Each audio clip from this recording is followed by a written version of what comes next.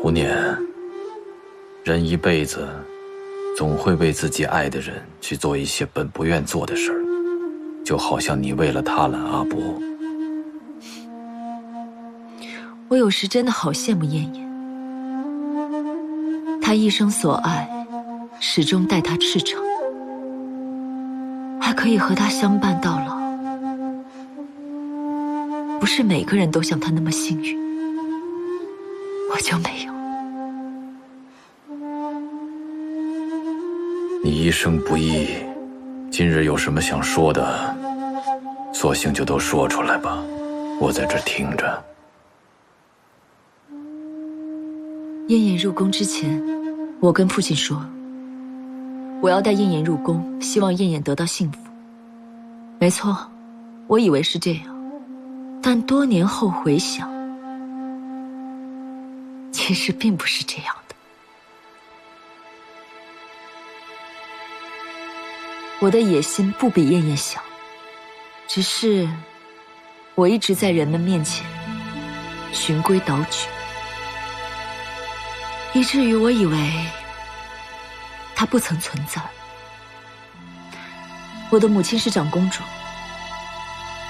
我又是后族宰相之女，从小便被许给大皇子，我处处以长国父要求自己，谁曾想到最后会是这样的局面，这样的变化。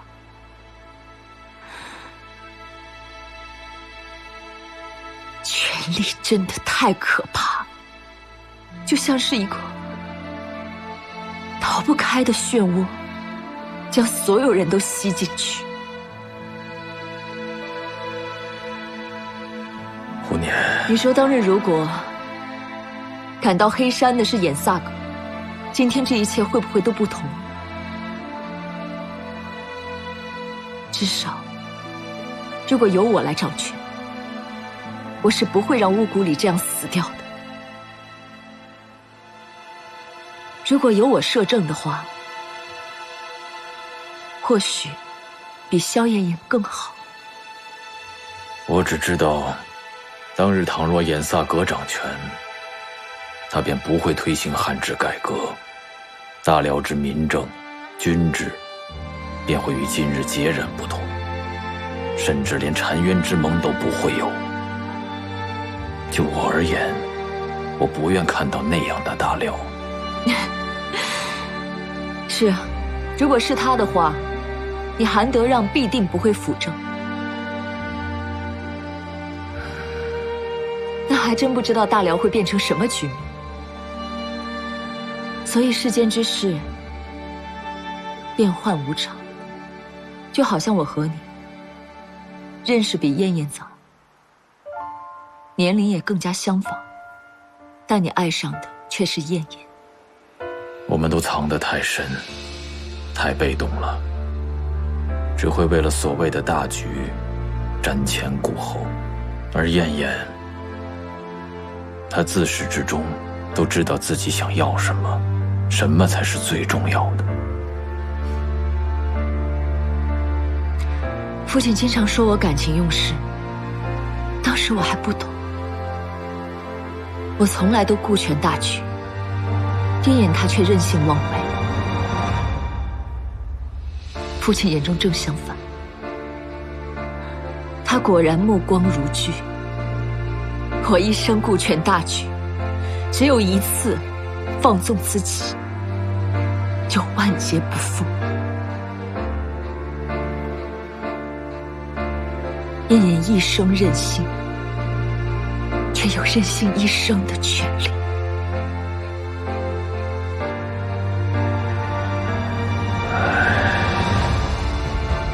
你我相识相知，如今你来送我最后一程，也算是一份圆满。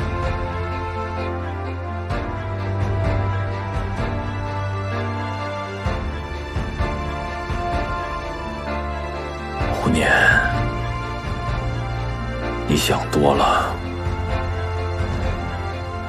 燕燕只是想让我来转告你，此生与你为姐妹，他幸甚至哉。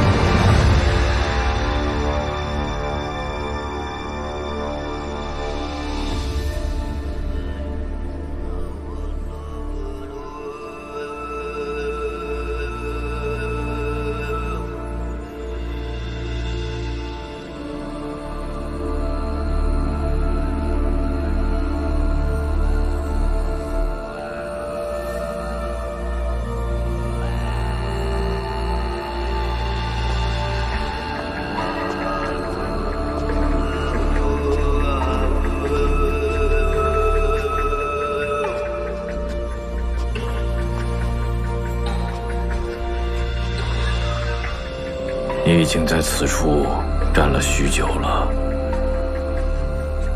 18岁那年，大姐把我从这烟云台上带了回去。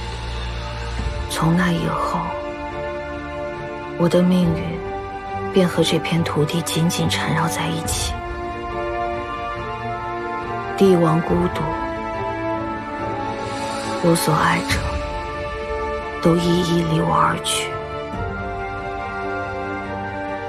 现在我身边也就只剩德让你一个人了。想当年你我南下看到的都是民生凋敝，而如今能有这一片安乐景象，你我此生也算是无愧于大辽了。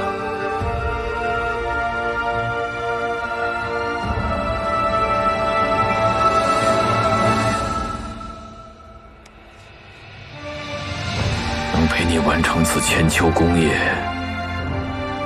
我此生亦无憾。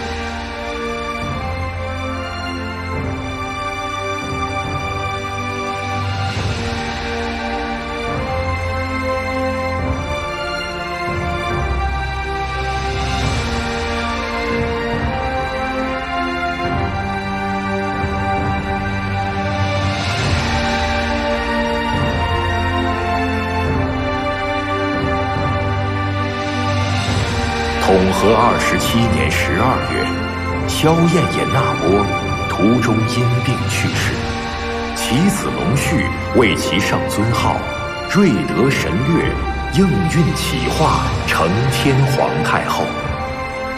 萧燕燕去世15个月后，韩德让病逝，陪葬于乾陵萧燕燕墓旁。